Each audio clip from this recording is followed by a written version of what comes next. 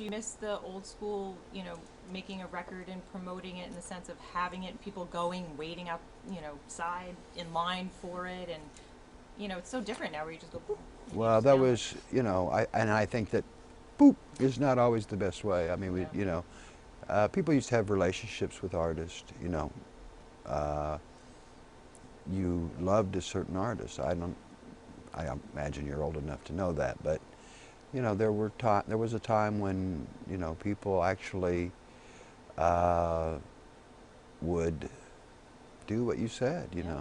Stand in line for tickets, and it was very important to a certain generation because music told that generation who they were Hmm. by the artists they listened to and by the poetry that they would quote and the songs that they would sing. It said who you were.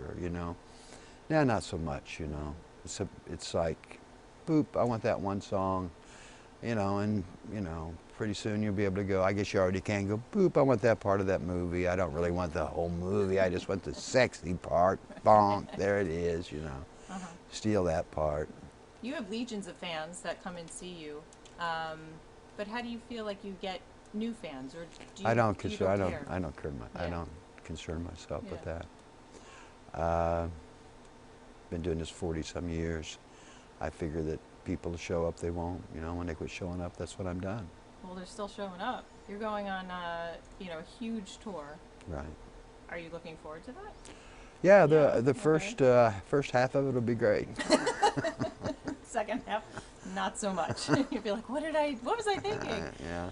But you are playing some places that you've never played before, which I was shocked to hear, right? Yeah, I mean, the whole idea was to really take it down to grassroots and take it back to, you know, the towns that Hank Williams played in, the towns that, that music started in. There's this idea that music comes from New York and Los Angeles, but, it really doesn't. It's from everywhere. Well, you know, the great songwriters came from the middle of nowhere. Dylan's from Duluth. Hank Williams is from Alabama. Johnny Cash is from some little town, but I can't even remember the name of it. I mean, the great songwriters were very rarely from New York or Los Angeles. Mm-hmm. This is where the business took place. Right. But other than that, uh, the value of these cities is only for commerce. Is there a place that you're really looking forward to play? A place that you really wanted to go to and be at? I found that I've played so many places that most places and most people, most audiences that come and see me are all very similar. Mm-hmm. I can kind of predict what's going to happen. Mm-hmm. Some are a little bit more enthusiastic than others, some aren't. But see, the reason I don't want to play in front of drunk people.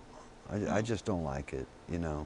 I started out as a kid playing in front of drunk people, in bar bands. Yeah. And I don't want to end up playing in front of drunk Right. people. So you go play these places and, they're really like, tailgate parties. And I have no interest in doing that. You're going to support this album, but I imagine fans will want to hear some of your classic songs, your old songs. Sure. Do you mind playing them? Do you still care to play? Yeah, I will play some Yeah. of those songs, but they will be done in the fashion of this new record. Oh, okay. We'll rearrange the songs, and that way they stay fresh for the audience, they stay fresh for the musicians, and, I don't feel, I would feel silly doing some of the arrangements that are on some of those songs Right. because they were so poppy.